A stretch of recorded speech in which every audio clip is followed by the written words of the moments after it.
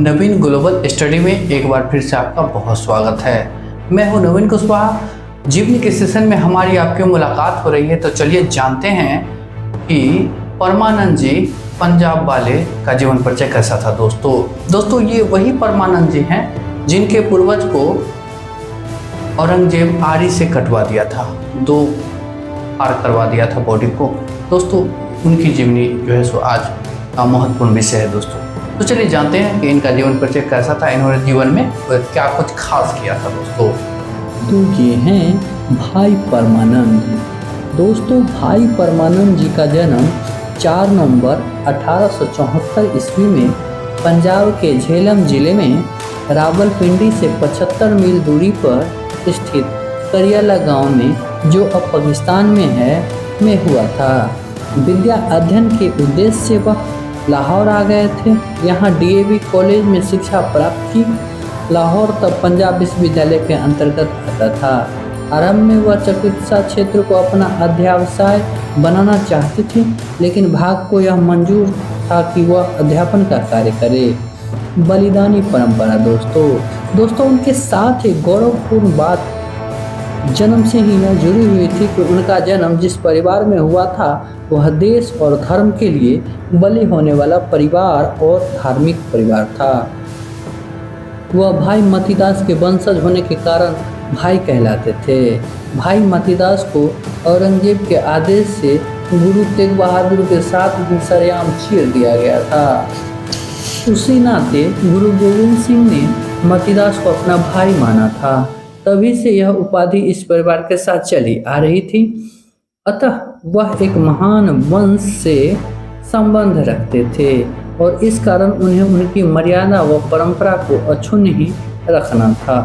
आर्य समाज का प्रभाव दोस्तों आर्य समाज के ही डीएवी कॉलेज में पढ़ने के कारण उन पर आर्य समाजी विचारधारा का रंग चढ़ गया था।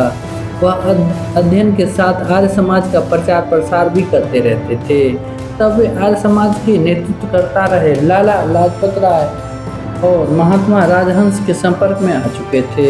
1905 में वह दक्षिण अफ्रीका गए, तो वहां उनके साथ आर्य समाज की एक शाखा स्थापित की गई।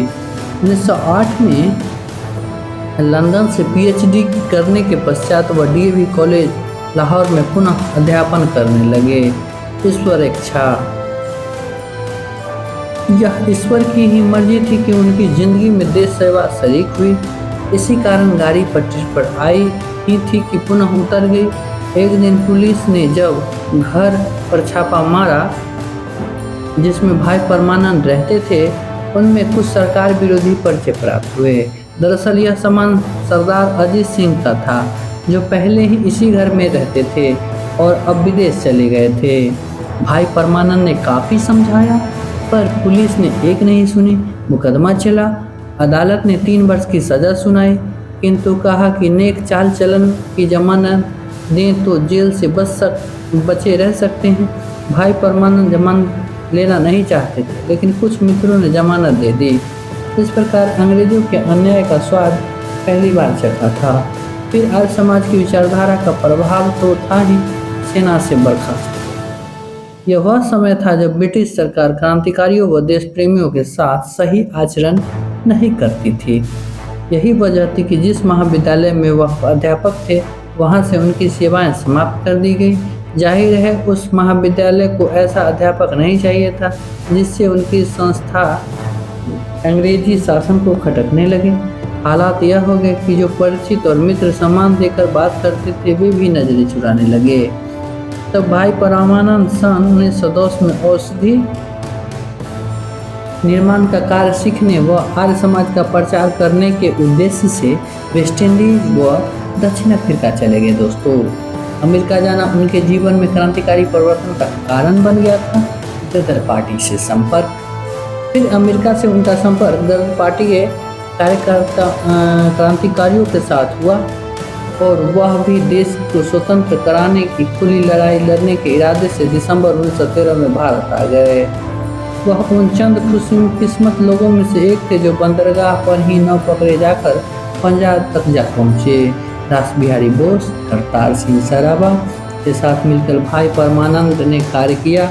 सन 1912 में दिल्ली के चांदनी चौक में लॉर्ड हार्डिंग पर बम फेंकने के जुर्म में जिन लोगों को मृत्युदंड दिया गया था उनमें एक भाई बालमुकुंद भी थे, जो भाई परमानंद के चचेरे भाई थे।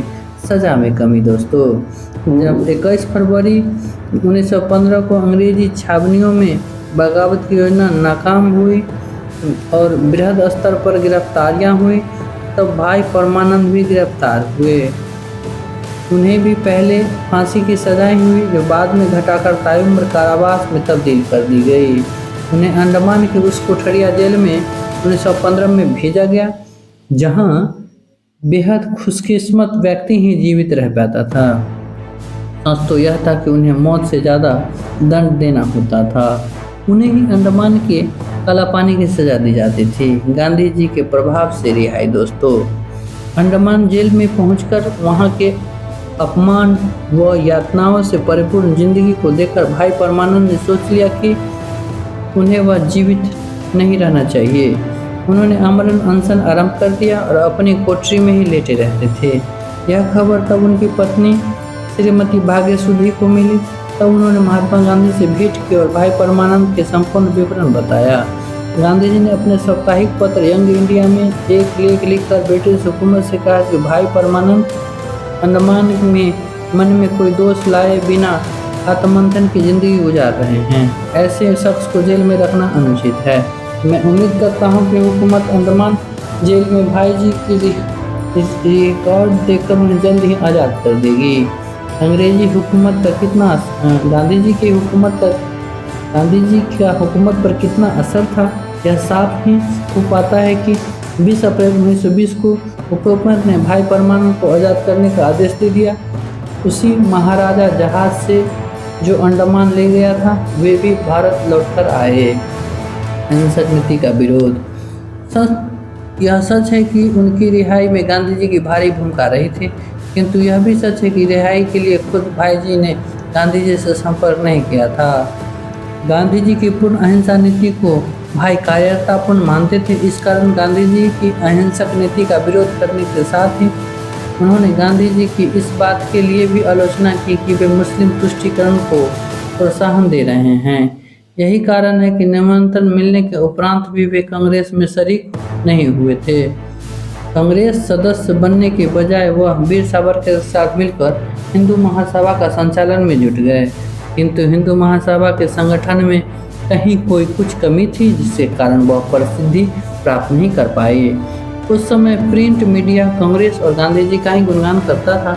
हिंदू हितों का दम भरने वाला कोई अखबार तब था ही नहीं, किंतु उस सोच की सभी पक्षों को साथ लेकर चलने की थी उनकी सोच।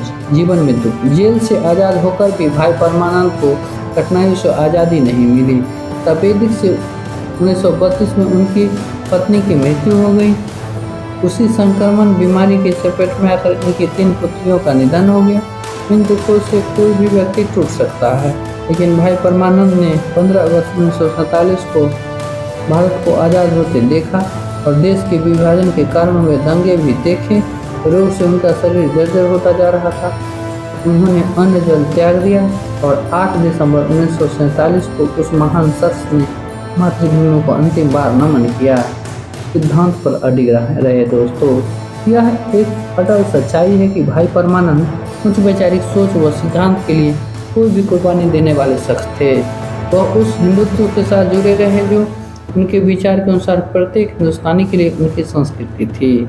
ऐसे थे ये दोस्तों। ये था पंडित परमानंद जी पंजाब वाले का जीवन परिचय। आपको कैसा लगा, आप अपने उत्तर कमेंट में दे सकते हैं।